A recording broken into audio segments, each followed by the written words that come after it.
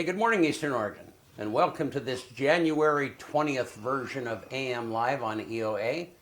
We're your connection to Eastern Oregon, and we are glad that you are here. If you want to find our content, go to EOA.network, and that takes you to a link tree where you can find the location of our Facebook and our Instagram, YouTube channel, our website, and also where all of this stuff ends up on podcast networks. Glad that you're here. Here in just a little bit, we are going to have LeGrand School District George Mendoza will be with us. So, how are you, man? Good. Good. Second Monday. Yeah. Feels like it. Hey, you did a good job on the show the other day by yourself. Yeah. I don't like that. Yeah, I have to do my stuff and try to do your stuff. I didn't. Yeah, I had some nasal surgery, and so I was still on the mend and still sound like I have a cold, but no. And it was funny because I was going to drag myself in for that show, and when I woke up on Thursday morning, I was so glad that you had said, nah, I got it. We can handle it, you know. Well, I mean, thankfully I had somebody that can talk your ear off in here for a guest. And it just happened to happen. You think he can talk? Yeah. It just happened to, we were going to record that show and put it out. Yeah. But he had something come up, and so I was like, well, I mean, we could do it on Thursday morning live. Yeah. And he was like, it's a go. Yeah. It's a go. So. He reminds me, I mean, he's a breath of fresh air. I really like Jeb. And if you guys have not seen that show, he's a new orthopedic surgeon who is here in town and has years and years of experience with the Olympic ski team.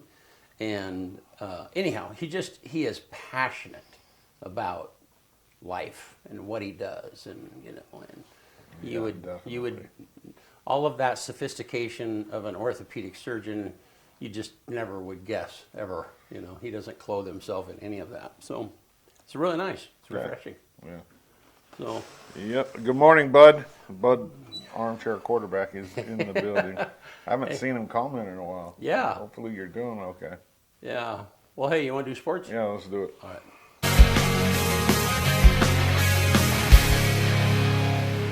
AM Sports Report brought to you by Northwest Furniture and Mattress. The Flex Steel Z-Cliner is built for football weekends. With customizable comfort and performance cushioning, it's the ultimate way to relax from pregame to postgame. Test it out today at Northwest Furniture and Mattress. Big Red Rocking Chair on Elm, off Adams in LeGrand.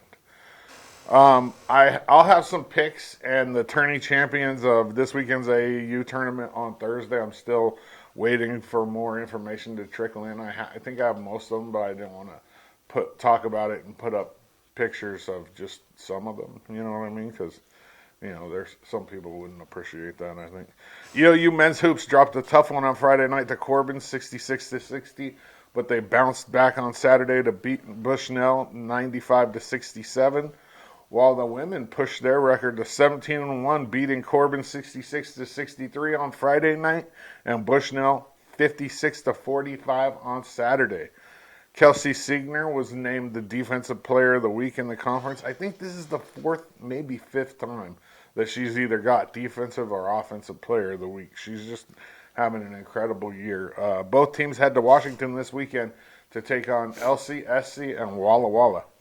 Keona Michelle won the 206-pound weight class at the Evergreen Open for the Mountie women wrestling team, and Paige Allen, who's a LeGrand graduate, brought home her first collegiate tournament title in the 160-pound class. Three champs on the men's side at the Evergreen Open. Carlos Valdez won the 157-pound title. Kylan Guerra won the 174-pound title and got EOU Player of the Week, Wrestler of the Week, for his efforts. And Hayden Martin won the heavyweight division. LHS girls swim team tied for first place with the Pendleton girls on senior day, while the boys captured fourth place. I have a bunch of the placers and pictures of that on our social media. So if you go to Instagram or Facebook, you can find all the placers. There's way too many of them to read right here. The LHS boys wrestling team took second place at the Oregon Classic over the weekend in the 4A division. It's pretty much what we expected, I would think. Sweet Home ended up winning it. It was Sweet Home and Pendleton on one side, and then us coming on the other side. So Pendleton, I believe, ended up getting third. That photo came courtesy of Arlie Anderson. LHS girls wrestling got fourth place out of the 1A through 6A schools, which I think for the Classic they need to fix it and start doing the Classic just how they do, the high school season, which is 5A and 6A together, and then 4A and below together. The girls went 4-2 on the weekend. They only lost to two 5A teams. They lost to Crook County in the semis and Thurston in the third place match that ended up getting fourth. The LHS boys and girls basketball has their GOL home opener tonight versus Baker. This should be some exciting hoops. Girls JV at 3, boys JV at 4:30, girls varsity at 6, and boys varsity at 7:30. Baker's bringing a bus full of kids over, and this is not even a playoff game, so tell me that's not a rivalry. AM Sports Report brought to you by Northwest Furniture and Mattress. They want to make you comfortable in your own home. Good stuff. Thanks, man. Yeah. All right. Should be good basketball tonight. Yeah. All right, let's take a look outside. All of a sudden, it's really not that cold, but yesterday it just was a shocker, It's been so mild, and then all of a sudden we have, temperatures in the 20s. Let's look at that graphic, Benny. So tonight, 20 degrees, and it's pretty much the same temperature for the next several days, very close, within a couple of degrees either way. Not fun. Yeah. So, and doesn't look like much moisture at all. That's better. That's okay. You'll take the cold over the cold and the snow. Oh, yes. Yes, yeah. Or the ice. Or the ice, yeah, yeah. So I had to scrape the car 2 times this weekend. It was terrible. I did it with a cassette tape. Yeah. That's all that was in there. Yeah, Scraping it with a cassette. Who's got a cassette tape in there? Yeah, well, there's. We won't comment. I scraped mine this morning with a credit card. I've done that numerous times. It's funny. When I was a kid, my mom she was doing that, scraping the window, and they had those tin cups. Like a glass, like a water glass, but they're made out of tin. Yeah. Well, and she thought that'd be a great thing to scrape it with, and left these scratch circles all over the windshield. Man, you can buff those out pretty easy. My dad was he was so irritated. That is funny though. Swirly. Yeah, it's what happened? Yeah, what happened there? Mom scraped the window with a jailhouse coffee knife. Yeah, so the lesson was if you don't want mom to use any tool that there is to get the job done, you need to give her the right tool. Man, that makes sense. Yeah, it does. They have some really nice scrapers too. Like they got ones that you can it's got a glove. Yeah, no, I know. It's heated and all. For you and I, it's probably. They're never big enough for my hands. No. But I have friends that use the de-icing fluid. I don't know if you've ever used that or not. No. It's That's probably above my pay grade. Yeah. I stick to the cassette tape. All right. Well, hey, we're going to take a quick break, and we will be back with George Mendoza.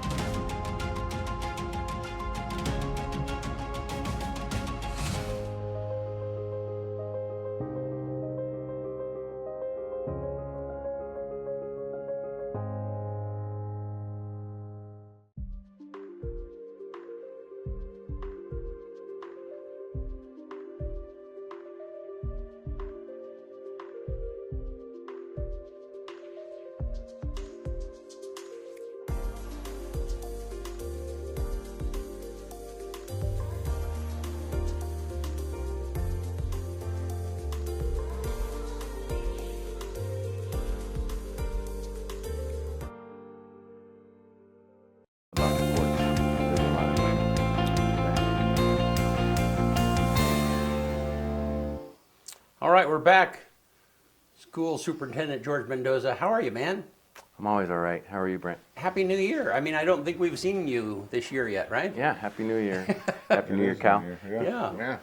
So, I didn't realize we haven't seen. That's probably why he was thinking back to cross country. You know what I mean? Because we probably haven't seen him since Yeah, close I to. No, I think you were here in November I, or I, December. I was thinking October, early November, Yeah. but before the state championships in cross country, or Yeah. before volleyball Possibly. stuff. Well, and we'll start there. I mean, man, what a great way to end fall Yeah. sports season, right? Yeah. First, let me Yeah. for Kyle. Whenever I see Dodzy doing stuff on sports, and I'm a parent, right? I have kids that play sports, and I'm a person that loves the experiences and the memories that sports does for us. And then when you showcase our athletes, talk about high school athletes or EOU athletes or even the AAU tournament that you just covered, I love that our community has someone like you to be able to cover sports. So that Thank means you. a lot to me. Thank you. And I love that you look like you love LeGrand too. I always I get do. that yeah, you care about LeGrand and you care about LeGrand sports, and I love that you do that for him, that you guys do that together. So that's Well, important. I just turn him loose, man. Yeah, I operate better like that. Yeah, no, it's so funny with the transition, because I got to know Kyle through John Mallory, who was Johnny Ballgame and was here and stuff, and then John moved on, and so and I just said, well, I mean, we just talked about it. It's like, well, can't you carry this on, and can't you do something with this? And it's like, well, I don't spend much time in front of a camera. Right. It's like, well, You've grown. I think you need to adapt. Yeah, you've grown. Your repertoire I've seen expand over time, whether from communication to pictures to video. Like there's just stuff that, and then I feel like we're lucky to have you. Thank so, you. Well, okay, so it's not just me doing stuff for sports. It does a lot for me too. Yeah. You know what I mean? Like I quit drinking like 8 years ago, and that filled up a lot of my time. You know, and then when I moved back, I had to relocate to get my head okay. After a divorce and everything, and I needed something to fill my time, and it really, I mean, it's been a godsend for me. Yeah. Well, I didn't know all of that. Yeah, that's exactly, all right. but I'm open about it. Yeah. I'm but okay. yeah. Well, and I'm sorry about all the other things it's but good. Yeah. Everything happens for a reason. Yeah. He's got a plan. Yeah. No, I like purpose, and I like purpose and meaning, and it's good that you have that, or at least more of it. I like kids too. If Yeah. you can't tell that they're just innocent. Like they tell you how it is a lot of times. They're honest most of the time. And it's just super rewarding for me. Good. I love More that. ways than one. Happy for us. Happy for you. Yep. Back to it was that particular time where our boys and girls won the cross country. I knew we were really good, and I was told we had a chance, and I was told we'd either be top 2 or 3 kind of deal. There's a chance we'd win both, and then when it turned out that way, that was the same weekend where we had the volleyball state volleyball tournament. So Here. that Right. in LeGrand at EOU at the high That's right, school, yeah. and so it was one of those weekends where the sporting world was really good for LeGrand. EOU was doing well too with football and basketball that weekend, and we just had a lot of good things happen in LeGrand that particular weekend, and I was really feeling great about our sports programs and the people of LeGrand, the community of LeGrand, and all. That was a really good weekend. Yep. Yeah. Yeah, loved it. Well, and that was awesome. And I guess I'm a little bit back to talking about Kyle and this relates to track and so on and so forth, those kinds of things happen by people who are passionate about what they're doing. Mm-hmm. It's more than what they're getting paid for. Yeah. They just love what they're doing, and that's part of, that's part of this show here. I mean, we try and schedule guests for a whole year, I mean, the AM show, there's not much expense here in the sense of on a daily basis. On this show, I mean, the expense of putting it together, and Benny gets paid, and Kyle's salaried. I'm not paying myself, but we're committed. I mean, we're committed. We're going to do this show every Tuesday and Thursday for the next year, whether we pay for it or not. And the reason we do that is because we love doing it. It's Yeah. it's rewarding to us to kind of hear people uncover the stories and talk about what they're passionate about and stuff. But anyhow, Yeah. point being, the school district, I mean, you've got so many people in your realm that serve way beyond what they're paid for. Yeah. Yeah. We have that too. Yeah, Big right. time, Yeah. Yeah. So school board is what you're focused Well, on, right? no, we can Yeah. talk about whatever you want. Yeah, I mean, no, but honestly, yeah, I'll just go, we'll Yeah. say school board for a second. And yeah, people that have heard me talk once in a while, LeGrand we're not a school district that has like crazy money. We don't have a lot of multipliers in the state. We don't have that many ELL students or migrant students or as much poverty. Out of 197 school districts, we're in the bottom 47 of what we get per pupil allocations. Right. And so we like have to hunt for resources. We have to go after grants. We have to be frugal. We have to be thoughtful of what we do. And the thing that we do is we have like a commodity of volunteerism in our school district. We have a lot of people that give real. time, give energy, coach as volunteers, or work and run the clocks as volunteers, or do announcements as volunteers. We have Fundraise for their team. Yes, as like our volunteers. district is not one of those where we just can we can pay for it all. We'll cover all the expenses. We barter all the time. You experience that with me. We just don't have a ton of money, and so Right. we're always trying to squeeze a nickel, in every place. And of course, I love that we can do things, but also we have to think about it when we do things because it has to be really meaningful for us. And so I'm very thankful for the volunteerism that happens from everyone that supports our school district or our community, because that's a commodity here. And I realized that for being in other school districts. In other school districts, we had a lot of resources to be able to offer people to do extra things. Here, LeGrand doesn't have a ton of money to basically say, here's this extra money for this extra thing. It's usually, we barely have enough money. You want to do this extra thing, you're going to have to volunteer to do this extra thing. Right. You So saw that this weekend with the Pepsi tournament. That's for baseball. Yeah, That's a school activity. Yep, big And fundraiser for I them. saw so many people from the school district this weekend. Yeah. And they were all there volunteering. Just- Absolutely. well, and so back to our school board too, they're volunteers, I'll just say hundreds of hours a year, deliberating, thinking, planning, organizing, helping me make decisions, looking out for our budget, looking to make sure that we follow rules and laws, making sure that we're growing in terms of our outcomes, that we're getting graduation rates up, or we're getting good attendance, or we're getting good data with our achievement in reading and math. And then they just want to support. They're very big on the kids and the kids' experiences, and us making sure that we have a quality education experience for them, but also supporting our staff and looking out for our employees and making sure that we support them well. So very thankful for our school board. We have some really great school board members. I could get into great detail if I needed to, but the reality is we have a great chair, a great vice chair, really good directors. They work well as a team. They definitely question the direction sometimes and give input to the direction. But they just care about LeGrand. They love LeGrand. So awesome. thankful for our school board. Yep. yeah, absolutely. And this month is school board record. I mean, School yeah, board talk about that. the School Board Appreciation Month is January. I usually give we don't just think about them in January, although that's the time where they get a bunch of, I'll just say, recognition or plaques or Little box of or chocolates. treats, But the reality is we do appreciate them February, through December as well.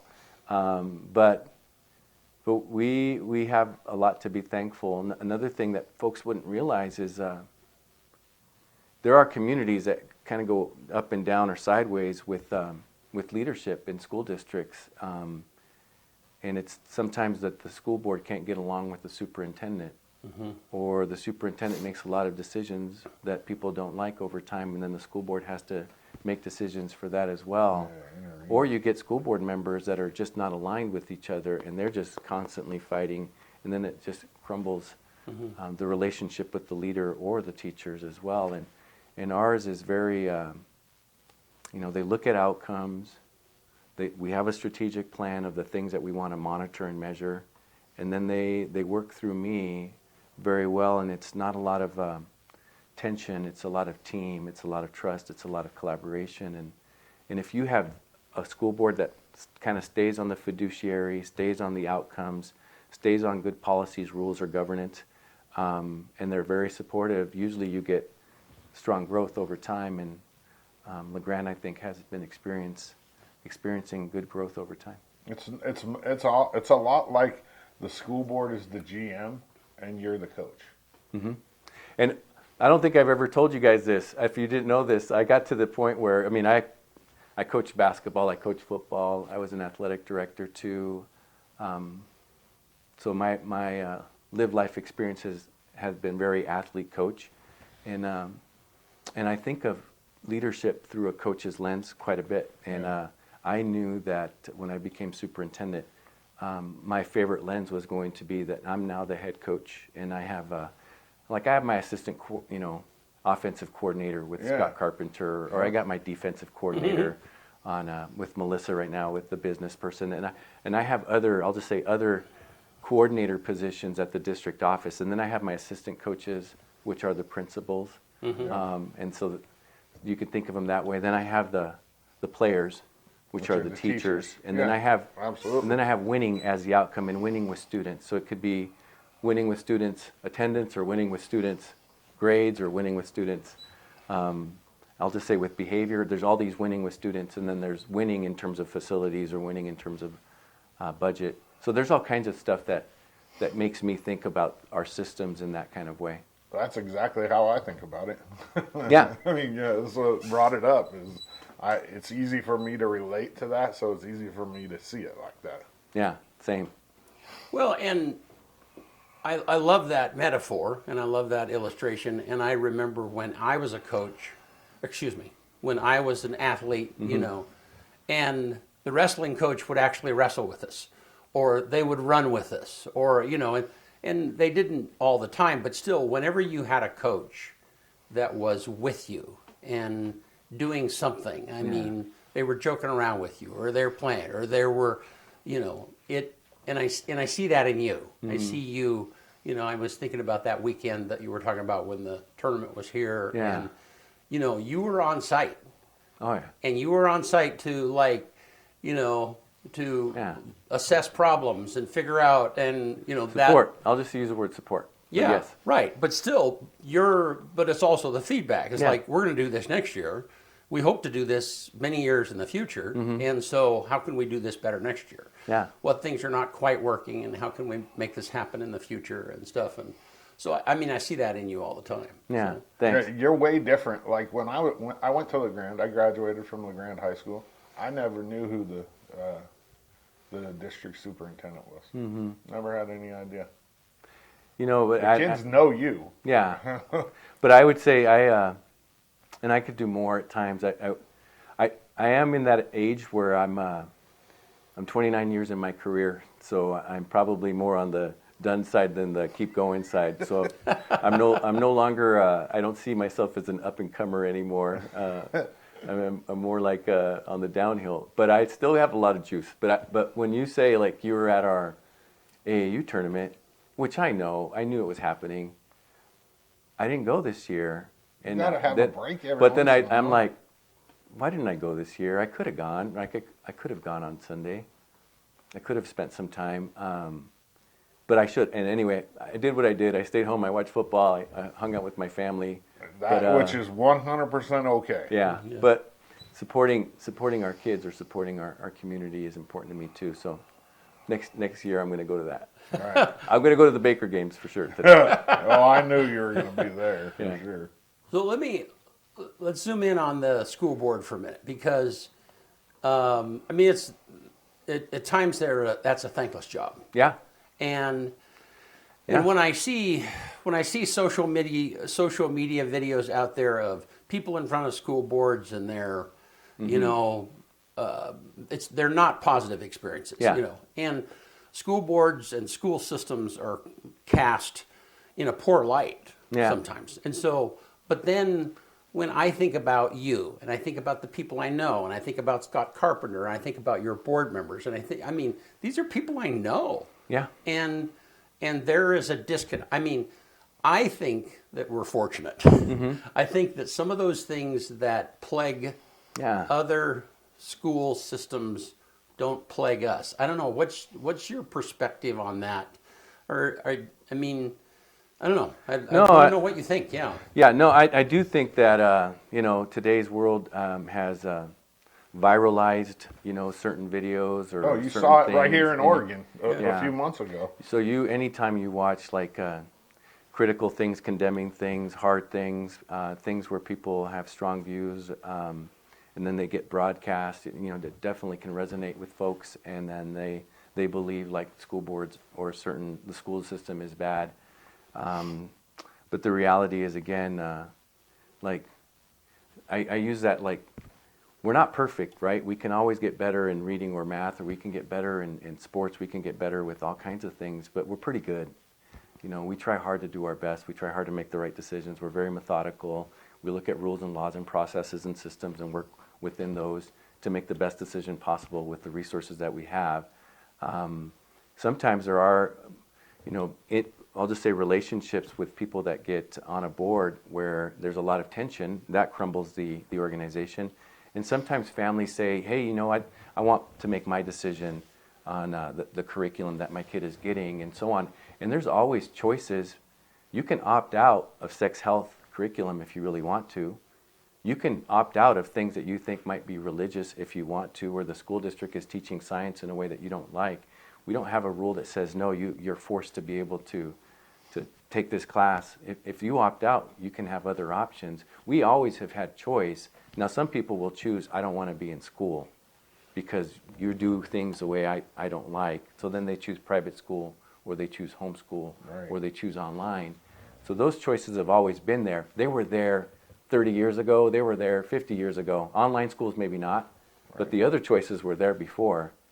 But now it's very public that you can have these options and take these options. And if the school district doesn't take care of you a certain way, go somewhere else. And so that's where you've seen, now you got me on a little I'm passion. interested. Now in you this. see 40,000 less students in Oregon. Yeah. Right. And then you see millions, or at least a million plus less throughout the America, throughout the United States. And it has been because of all of the media, all of the information, and the way things have become, I'd say, polarized and politicized. And so the outcomes of that is what we're experiencing. We're also getting less kids because people in America are having less kids. So that's another thing that's taking place. Right. So as a school district, how are we battling that? Like, how are we fighting the fight against kids going to, I think the only thing, Baker Webb Academy or yeah, whatever? I think the only thing we can do is, you know, we particularly went and had a relationship with a company called Target River this year, and Target River made videos for us, and they put it on social media and Facebook. They put a variety of things where they hit some aspects of what the school district does. So you put out newsletters, you put out news stories, you put out social media, you express the programs and services that you do as a school district. We wind up saying that we have our own online. You know, we partner with Evergreen Academy, who also does everything the same as Baker Webb. They have online, they've got a robust, I'll just say, vehicle with a suite of resources from asynchronous to synchronous education to even special education as well from a teacher. And then we have our own Eastern Promise courses, dual credit courses. We have everything that you can offer online. We have our own, so that we have our own virtual, basically. We have a home link program where if you want to homeschool and you want to do homeschool, we can get you the curriculum, we can get you the resources to do homeschool. We can even get you tutoring support if you want to have tutoring support for homeschool. Then we have our own brick and mortar classrooms where you can get taught by a teacher every day and be seen and heard and understood and valued and cared for and educated. Then we even have hybrid options where if you really want to do brick and mortar for 4 periods a day and then you want to go online, we can let you do online at the school, especially at the high school, or you can go home and do online. So we have a variety of things that we do to try to have options for the world that wants options, but also have accountability, because accountability is usually what creates growth. Right. So we have everything, and we try to communicate those things in newsletters or in social media or in little commercials that we put out there. Some of these commercials actually should have gone out to like the Hulus of the world, and other subscription type of stations. And we've paid to do that. But I would say that, you know, that's I'll just say that's one way that we try to fight or combat people wanting to do whatever they want, and they still have that choice, because that's the world that we're in now. Well, and I haven't seen those videos in my feed, just so you're aware. So, No, we did those over the summer. Yeah, and so, but that's a whole nother And we conversation. paid. We basically paid for 2 months to do that.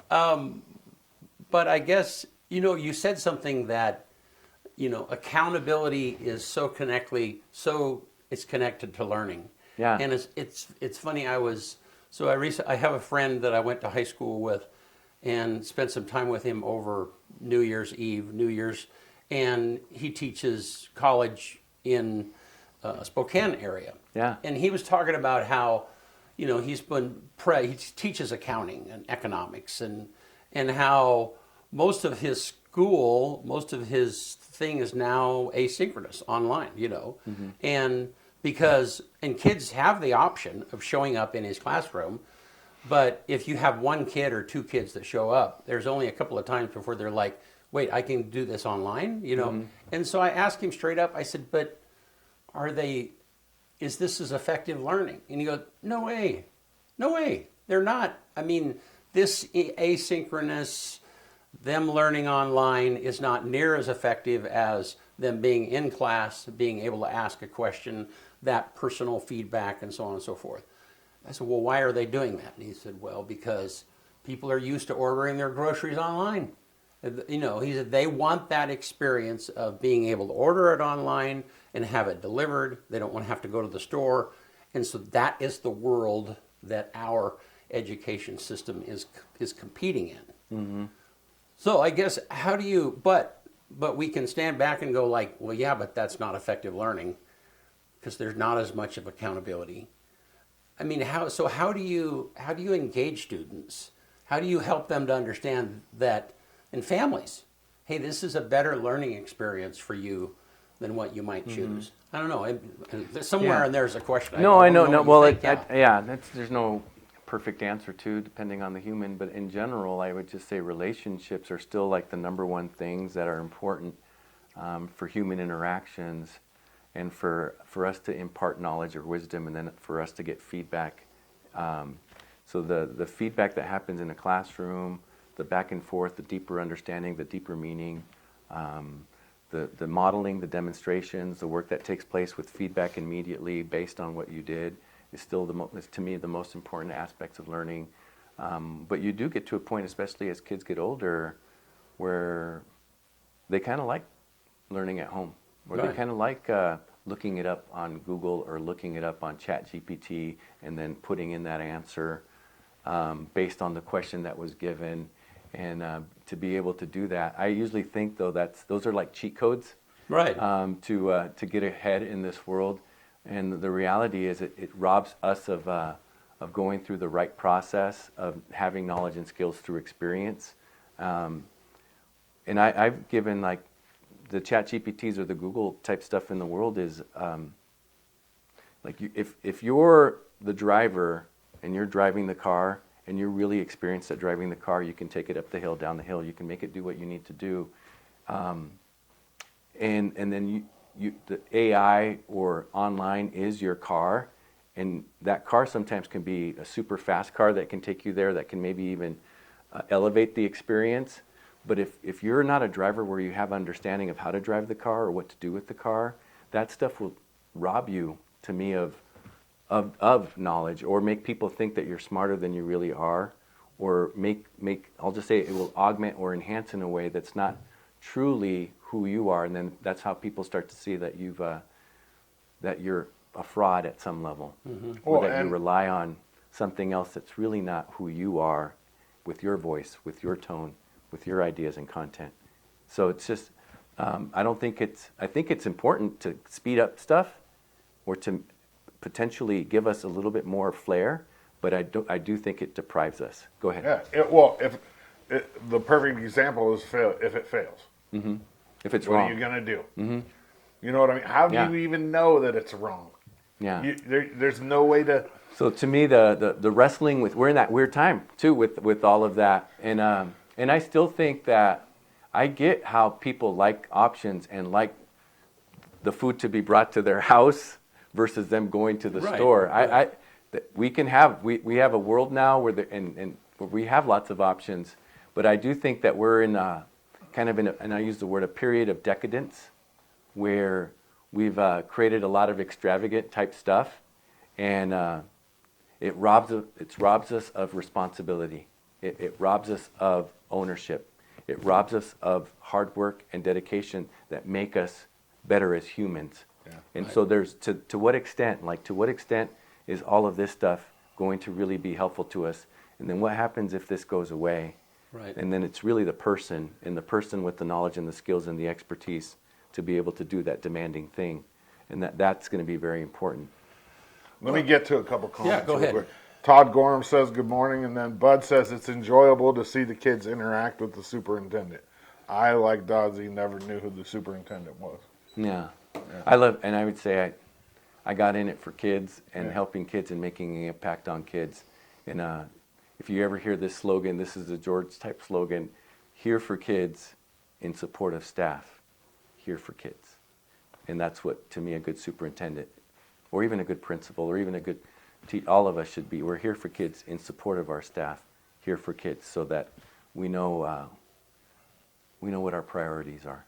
Yeah. Well, and so many institutions, that's when an institution becomes an institution, because they lose sight of their customer. They lose sight of who it is that they're really functioning for. Yeah. You know? And so, going back to what you said, hard work, you said,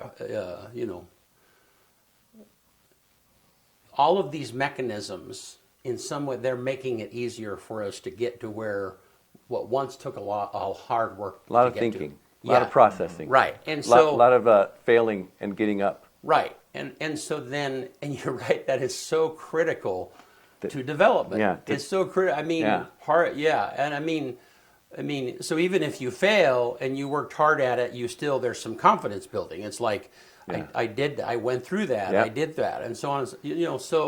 So what is a world going to be like if we relieve working hard? I just don't, It's back to it's going to create catastrophe at some level, and lots of weaknesses that get exposed, and then us having to take the path of growth that gets us back to being strong as humans. Yeah. But it's going to be that.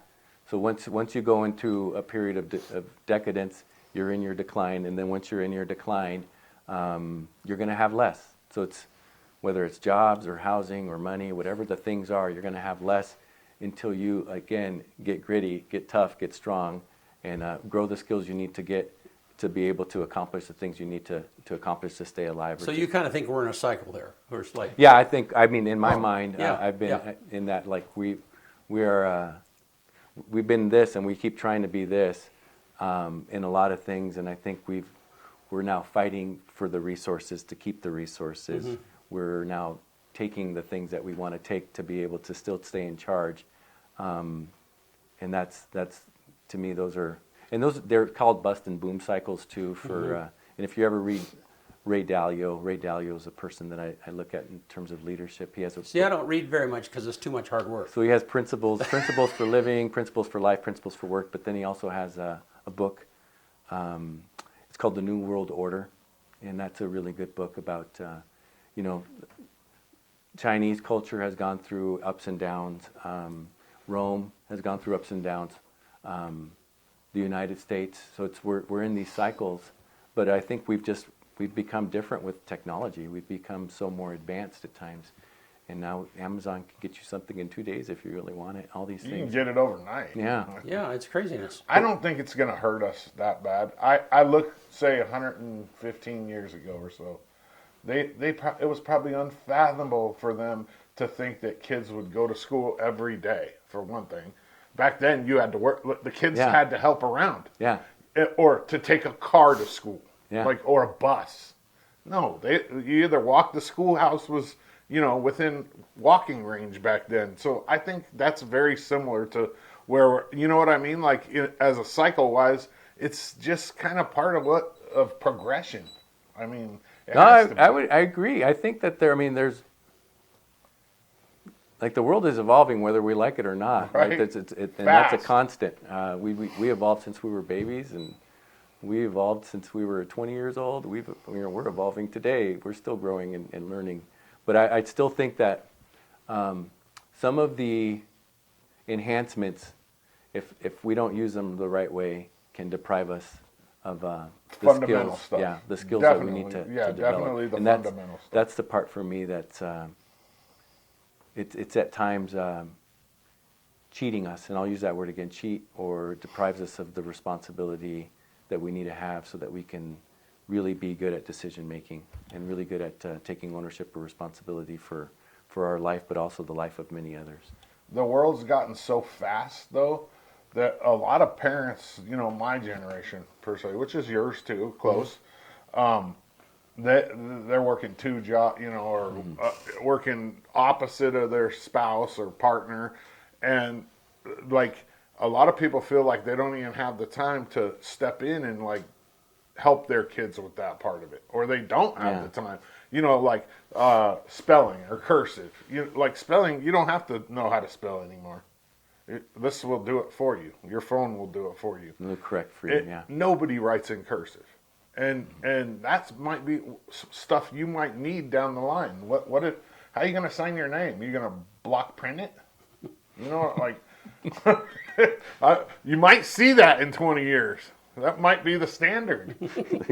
Yeah. Oh, yeah. You won't even have to sign your name. You'll have a chip in you. You can do the Facebook and face enabler for everything too. I went through TSA the other day, and like, where's your real ID and show your face, and that was it, and yeah. We'll come up with that technology too. Yeah. If there's a problem, technology and people that can make money on it will make it. Oh, definitely.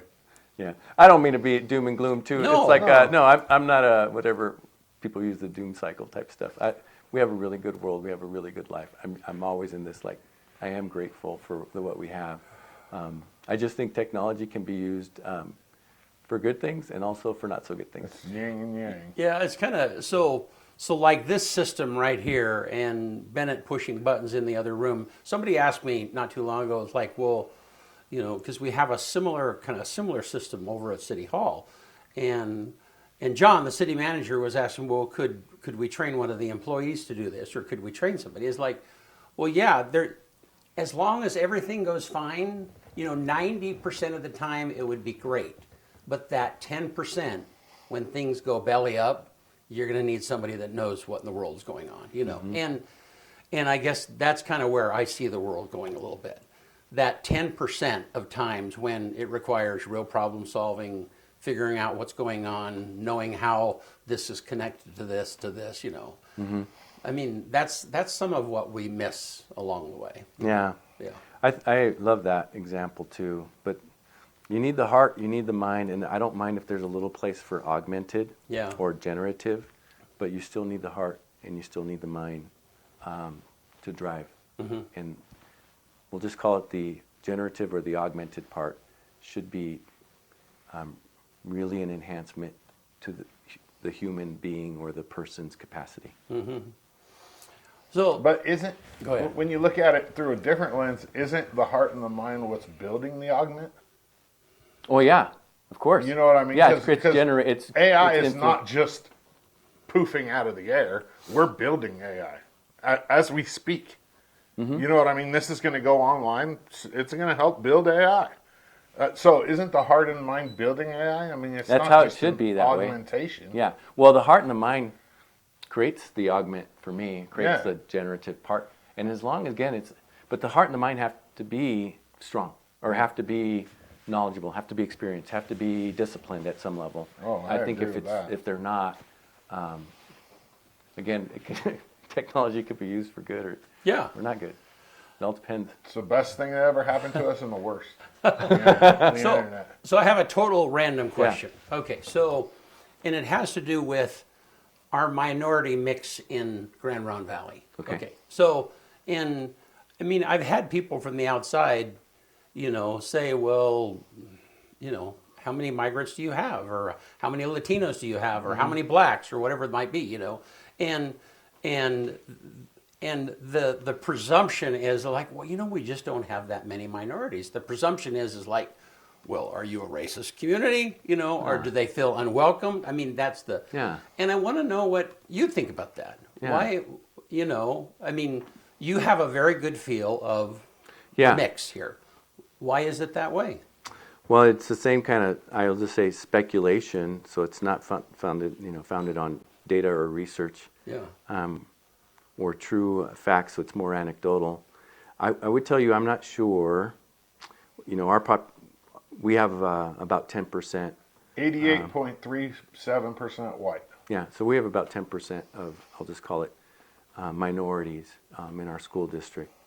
And dominant Micronesian, Palau, and whatever pathways, whatever relationships, whatever pipeline that was done that created that.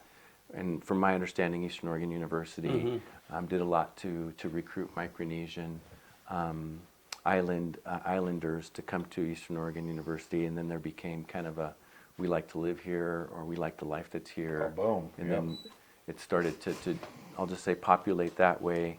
For Latino populations, whether it's here and then experiences here and wanting to stay here because of those experiences, this isn't necessarily a farm worker agricultural area. We might say that we have natural resources.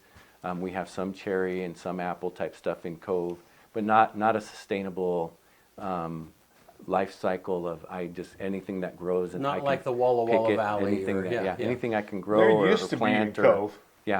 So to me, it's just this region doesn't have an agrarian life cycle where migrant farm workers would just come in long term and stay and have enough work to do.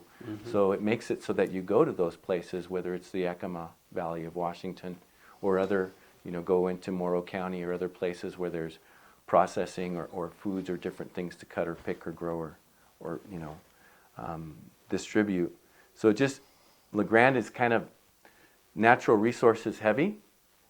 So whether we have forest and we have we have some dairy, we have some livestock, but not enough. Right. So it just forces people to kind of pick and choose other spots or other locations. And if they do stay here long term, it's because they found that thing, and maybe that's a niche, but it only can sustain so many people. Right. And so they stay, but other people look for a different life in different locations in different areas.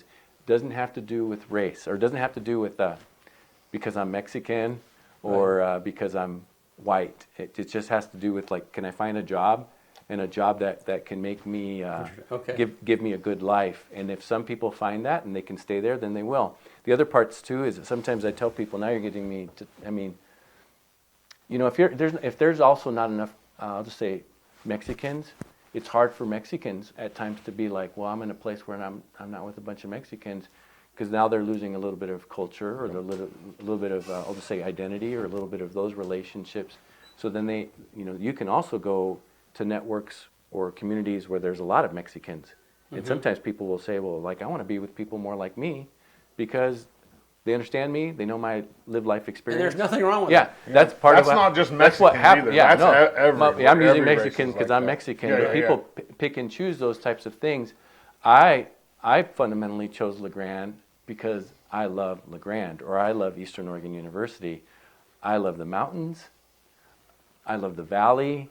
I love the experiences that I had as a young man, and I love the relationships with the friends that I had in this community, and the relationship that I had with EOU. So in terms of purpose, passion, alignment, it was very easy for me to want to be in this town and to give to this town.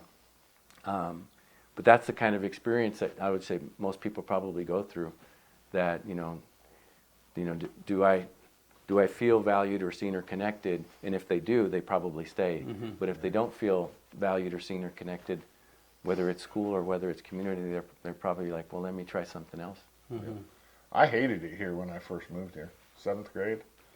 I came from Southern California. I was a minority in Southern California. I grew up with all Mexicans. Yeah. I mean, everybody I knew pretty much. And then I come here and I'm just like, what is this? Like, I hated it here. Did we give you an answer? Did I give you an answer? No, it's a really, I like that. I mean, because there's, when people have asked me that question from the outside,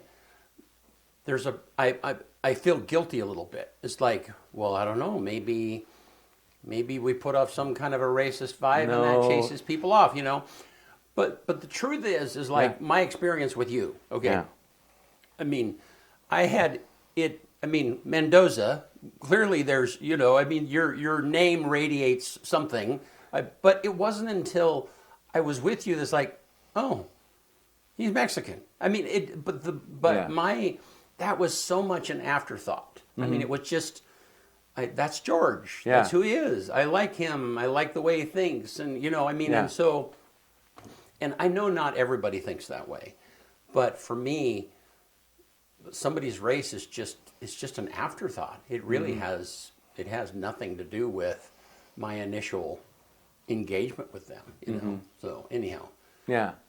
No, I think there's a variety of reasons why people live in LeGrand, and I think most of it is, my hope is that because they enjoy this community and they enjoy, I'll just say, all the activities and all the resources that are abundant in LeGrand that want to make them stay, and then it's the humans, the people. Yeah, it's kind of funny because when I was in college, one of the things we talked about was how people called a homogeneous unit. Your natural tendency is to want to be around people that look like you, that have your culture in common, and that's just instinctual. But in these day and age, that's not a popular way to think. So there's just it's kind of a mess right now culturally because people have this thing inside of them that is natural for them to feel and natural, but at the same time it's like, well, is that okay for me to feel that way? Anyhow, it's just, I don't know. Yeah, no. LeGrand's a great place. I'll just say that. LeGrand's a great place to raise your children. LeGrand's a great place. Actually, Eastern Oregon is a wonderful place. It's just a lot of good relationships. And I get back to like there's sometimes I remember, I don't know if I've ever told you this, but in a 15-mile square radius of this Grand Ronde Valley, I'd say there's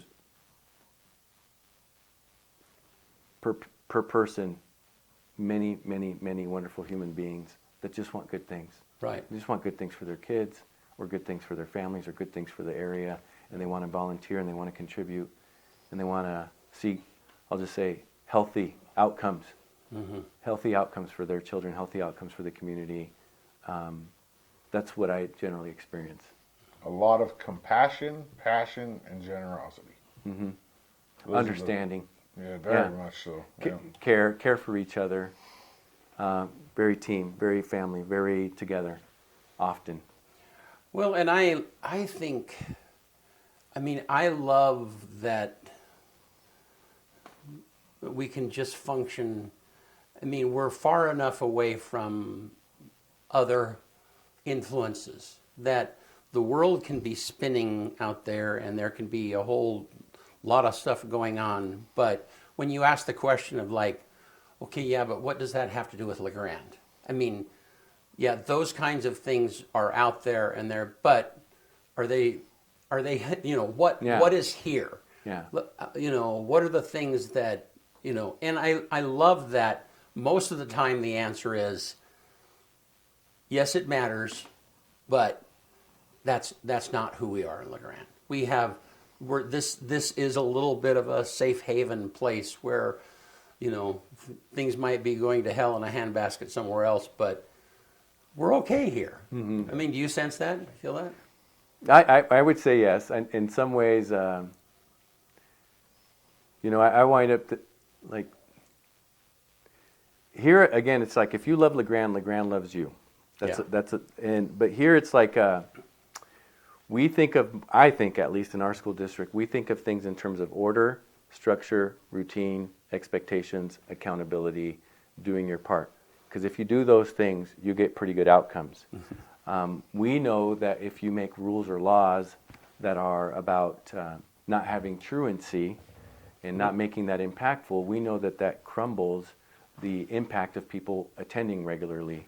So we usually know that when you take away some of these good structures and then you go into too loose of a structure where it's like you don't have to show up, you're not in trouble. You can do drugs if you want to do drugs, and you're not gonna. We already know like that outcome is just going to create more crumble, and more. I'll just say, it's not going to make the human experience better for everybody else. And it may be that we need to have more understanding or more awareness and more care for people. But it doesn't. When you counterbalance it too far, it just creates chaos. And so that part of it. For a lot of folks in LeGrand, I think there's an understanding of we need structure, we need order, we need expectation.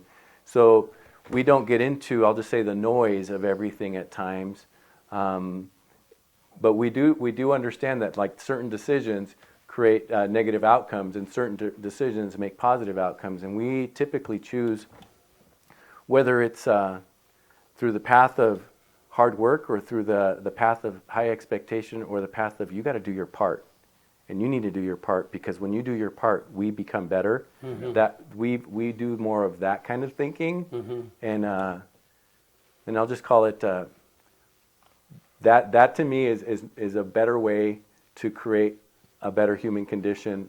So to me, I see that more often in LeGrand, which I don't want to call that this way or that way, but I do think that that the path of success typically is people being responsible and people having accountability. Yeah. No, and I guess I would shorten everything you said to be like, yeah, it is the carrot and it is the stick, and it requires some of both. I mean, it seems like this world right now is, we're just going to offer the carrot. This is where you should go. And humans are just not that. I mean, it really takes some of both. Yeah. You need to be understanding. You need to, I'll just say, care, and you need to.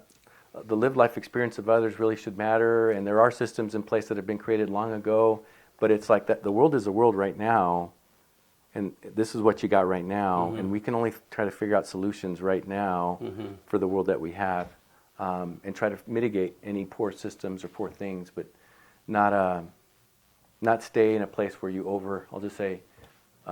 overcompensate in a way that really just deprives humans from responsibility. We saw it firsthand with 110, right? The drug problem. Yeah, we saw it firsthand.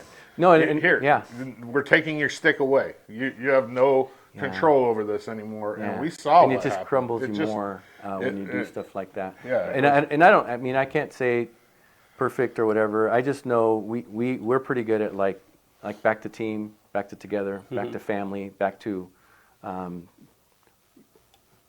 just use one, like being one, being cohesive, being that usually gets us through a lot. And agreed. Yeah, I don't know. I mean, I can't tell you we're like any big metro place or anything like that. Metropolitan, urban, suburban. We're definitely LeGrand and more rural, but there is a lot of team. So let me ask you, and we got to quit, but let me ask you one more question, and that is, do you think your philosophy of operation for LeGrand would work in a much bigger school district? It's a great question. Public too. Yeah. No, I think on the end of like back to coach, right? I love people, right? I love people, green, brown, red, blue, big, skinny, everything. You like the big ones too? I like them all. Like I love humans, and I love helping humans. I don't care who they are. And I would just say use the word love. I love, care, serve. Love is what gets us through lots of things. So yeah, I don't have problems, and honestly, I'm an improvement science type person, and I'm an implementation science type person. If you look at back to core construct of a school district, if we were talking schools, professional learning communities, those are shared responsibility. What do we want students to learn? Agreeing on that. How will we know that they've learned it? Assessing that. What will we do when we find out? Intervening on that, rewarding that, celebrating that.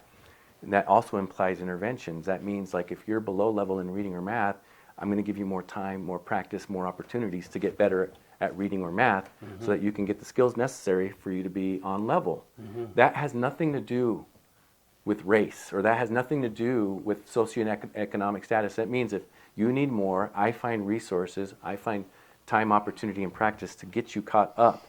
So it would resonate anywhere, those types of thinking. Improvement science is really looking at data, looking at information, and then just like we do for wrestling, you practice, you get better at something, you go to a tournament, you lose, you get exposed, you look at concepts and skills that you need to master or technique that you need to get better at, then you get caught, you get taught on that, or you get exposed to that, and then you get efficient at that, and then you get to the next thing, and then you see if you can do that, and then that data will also tell you if you need to get better, and then you get taught, and then you get supported, and then you get monitored on that, and then you get, it's just improvement. Science is pretty much what we do with a lot of things in sports, but also what you can do in reading. And then implementation science is typically, everybody should be doing it. And if you can get 80% of your staff to do the things that they're supposed to do, you start to see consistent results. And that means that they're trained, that means that they're knowledgeable, that means that they get feedback, that means it gets rewarded, it gets celebrated, they get held accountable to it. And then it becomes the standard for the organization.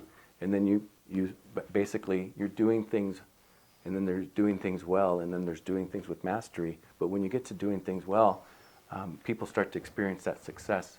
And that's why you see football teams win championships, typically because they have good systems.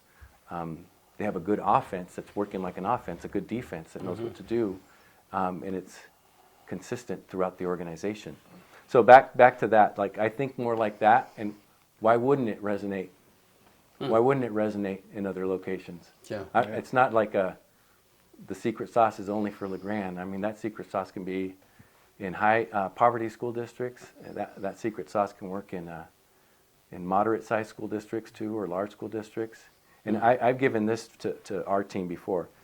We're focused on learning, we're focused on outcomes, and we're focused on collaboration. I can go deeper, much deeper, but if you're focused on learning and outcomes and collaboration, that's the core tenets of what a good school district does. And there's a lot of reading, or, I'll just say learning strategies, and there's a lot of outcomes that we should be looking at, and there's a lot of collaboration with relationships from the kids to the parents to the community that we should have. If you do those things, doesn't matter where you're at. Good stuff, man. Yeah. So, hey, Benny, improvement science right there. That's our reel. and when that reel gets out there, like, no, they can't have you. Yeah. Thanks. No. Thanks, George, for being here. Yeah, it's always a pleasure. Thank you. Can you get us out of here? Do it. On this day, January 20th, 1869, Elizabeth Cady Stanton becomes the first woman to testify before the U.S. Congress. 1929, the first feature talking motion picture taken outside is in Old Arizona. That was the name of the movie, not in Old Arizona. 1945, Franklin D. Roosevelt is sworn in for an unprecedented and never to be repeated fourth term as U.S. president. 1980, U.S. President Jimmy Carter announces the U.S. boycott of the 1980 Summer Olympics in Moscow after the Soviet invasion of Afghanistan. 1982, heavy metal musician Ozzy Osbourne bites the head off of a bat on stage in Des Moines, Iowa. That's a story that just kind of gets... I don't know if it's true or not. I mean, it could be. It's got a 2008, Breaking Bad, created by Vince Gilligan and starring Bryan Cranston and Aaron Paul, premieres on AMC. 2020, the CDC reports first laboratory-confirmed case of COVID in the U.S. from samples taken on January 18th in Washington State. The number one song in America on this day in 1986, That's What Friends Are For by Dionne Warwick and Friends. And the quote of the day comes from Ralph Waldo Emerson. To be yourself in a world that is constantly trying to make you something else is the greatest accomplishment. One more time. To be yourself in a world that is constantly trying to make you something else is the greatest accomplishment. All right. Yeah. Hey, thanks, George. We'll Yeah. see you guys on Thursday. Yeah, always a great conversation. Thanks, See you Dodgy. soon. Thanks, guys.